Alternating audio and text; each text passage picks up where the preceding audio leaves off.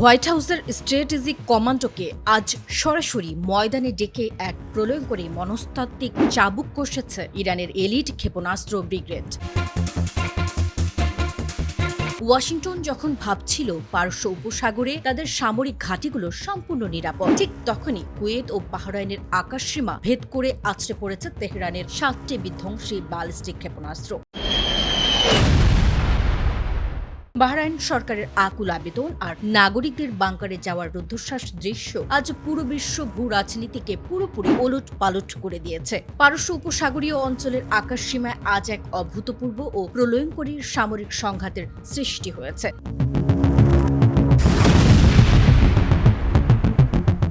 আন্তর্জাতিক সংবাদ মাধ্যম আল জাজিরা আরবিকের অন গ্রাউন্ড প্রতিনিধিরা সরাসরি যুদ্ধক্ষেত্র থেকে নিশ্চিত করেছেন যে কুয়েতের আকাশ জুড়ে অত্যন্ত তীব্র ও বিকট শব্দে একটানা 5 বার বিমান হামলার সাইরেন অ্যালার্ম বেজে উঠেছে। ঠিক একই সময়ে মাঝ আকাশে একের পর এক ইরানি ব্যালিস্টিক ক্ষেপণাস্ত্র এবং আত্মঘাতী ড্রোন ইন্টারসেপশনের হাড়হিম করার শব্দে পুরো কুয়েত শহর কেঁপে ওঠে।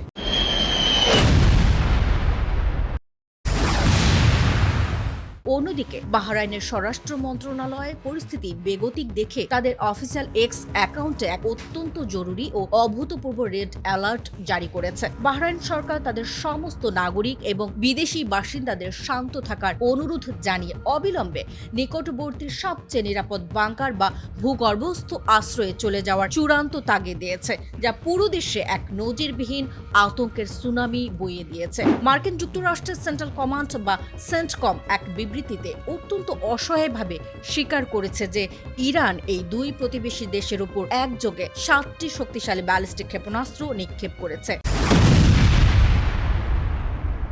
এর ঠিক কয়েক ঘন্টা আগেই পেন্টাগনের এয়ার ডিফেন্স ইরানের 4টি ওয়ানওয়ে আত্মঘাতী ড্রোন মাঝ আকাশে ধ্বংস করার দাবি করেছিল। মার্কিন সামরিক কর্মকর্তারা জানিয়েছেন তাদের প্যাট্রিয়ট মিসাইল ডিফেন্স সিস্টেম অত্যন্ত সক্রিয়ভাবে 7টির মধ্যে 6টি ব্যালিস্টিক ক্ষেপণাস্ত্র মাঝ আকাশে ধ্বংস করতে সক্ষম হলেও 7 নম্বর ক্ষেপণাস্ত্রটি লক্ষ্যভ্রষ্ট হয়ে সাগরের বুকে আছড়ে পড়েছে। এদিকে ইরান দাবি করেছে তাদের এই নিখুঁত হামলায় বাহরাইনে অবস্থিত মার্কিন যুক্তরাষ্ট্রের অত্যন্ত গুরুত্বপূর্ণ 5ম নৌবহরের সদর দফতর মারাত্মকভাবে ক্ষতিগ্রস্ত হয়েছে।